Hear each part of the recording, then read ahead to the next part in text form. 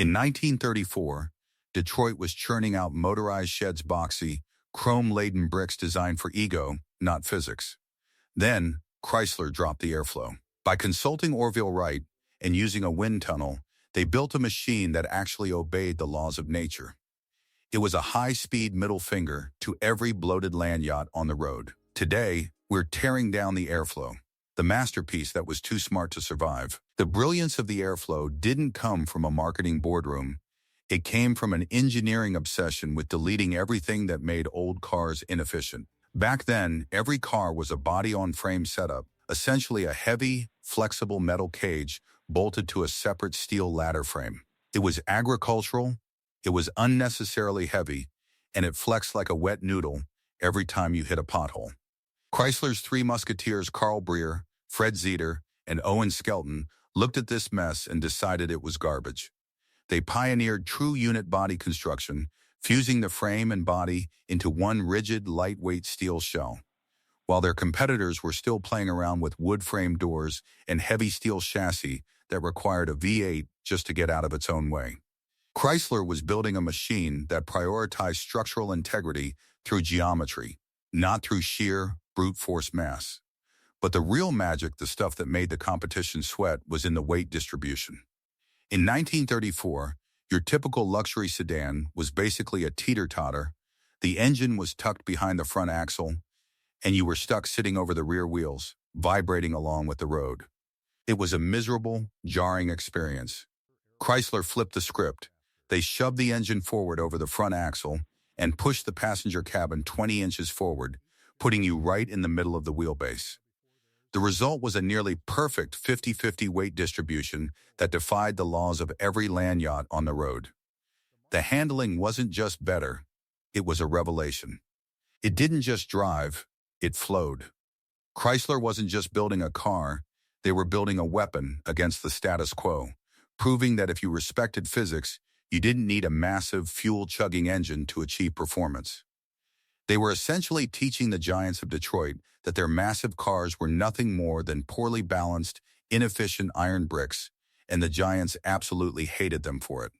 The most infuriating thing about the airflow to the rest of the industry wasn't just that it was fast, it was that it was fast because it was smart. The American auto giants were terrified of the wind tunnel because the numbers didn't lie, and the numbers were an indictment of their entire product line. Chrysler's engineers realized that a car shouldn't be a brick fighting the air. It should be a fluid shape that the air could easily move around. They literally went to the source and tapped into the expertise of Orville Wright to refine the airflow's profile. They smoothed out the grille, tucked away the headlights, and tapered the rear, creating a form that looked like a teardrop designed in the sky. To the average 1934 consumer, this wasn't aerodynamics, it was weird. Sci-fi voodoo that threatened the masculine upright power image of the traditional car. The established players in Detroit saw this and went on the offensive. They didn't have the data to prove the airflow was worse, so they used their influence to convince the public that being efficient was somehow a sign of being weak. They pushed the narrative that real cars needed massive, upright grilles and long, boxy hoods to signify status and strength. Meanwhile, the airflow was out there cutting through the air with a fraction of the drag, getting better fuel economy and higher top speeds with smaller engines. It was a classic case of intellectual spite. Chrysler had the data, the wind tunnel, and the backing of aviation pioneers. But the big three had the marketing budget to paint those achievements as a design failure. They weren't just building cars, they were building an ecosystem of inefficiency, and they would do anything to keep the public from realizing that they were being sold an outdated product. When the airflow finally hit the pavement, the public reaction was the final piece of the tragedy. People didn't just dislike the car, they were offended by it. The waterfall grille and the radical, smooth curves felt like an insult to the sensibilities of a country clinging to the aesthetic of the Roaring '20s. The competition saw this hesitation and pounced. They spent millions in advertising, planting seeds of doubt about the airflow's structural integrity and mocking its appearance as too modern for its own good. They weaponized the consumer's fear of change, framing the airflow not as a technological leap, but as a bizarre experiment that was bound to break down. The truth is, Detroit didn't hate the airflow because it was a bad machine. They hated it because it was proof that their entire business model was built on outdated garbage. If the airflow succeeded, the billions they had invested in traditional assembly lines and massive, inefficient engine designs would be rendered worthless overnight. So, they orchestrated a whisper campaign. They spread myths that the car would tip over because of its shape, or that the engine was too difficult to service. They essentially gaslit the American public into believing that progress was a mistake. Chrysler, realizing their sales were hemorrhaging, did the worst thing they could have done. They started compromising.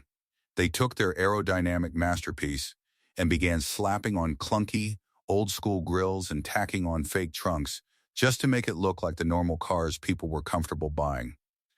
By trying to fix a design that wasn't broken, they destroyed the very reason for the car's existence. They had the science to change the world, but they didn't have the stomach to survive the backlash of an industry that was terrified of being corrected. The result of Chrysler's retreat was a slow-motion disaster.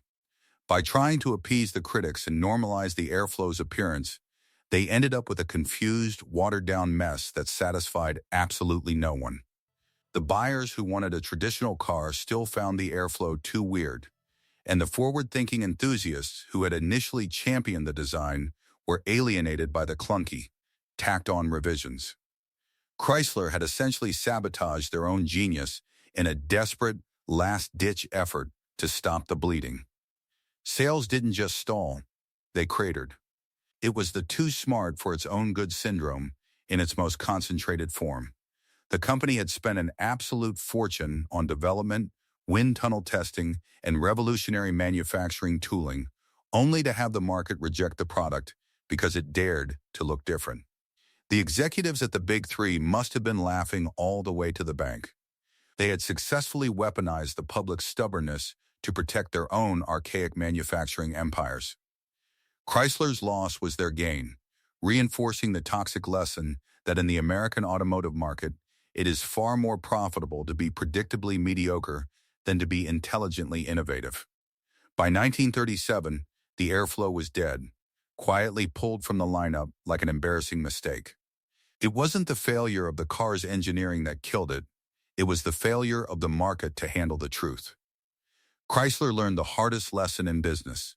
If you drag people into the future against their will, they will fight you every step of the way, and they will eventually bury your best work just to stay comfortable in the past. The Chrysler airflow was history's ultimate what-if. It wasn't defeated by physics, but by the stubborn ignorance of a public addicted to boxy, inefficient status symbols. While Detroit mocked its aerodynamic genius, every modern sedan eventually adopted its unibody design and weight distribution. Chrysler built the future in 1934, only to be crushed for daring to innovate. Today, the airflow is recognized not as a failure, but as a masterclass in foresight, the car that had to die so ours could live.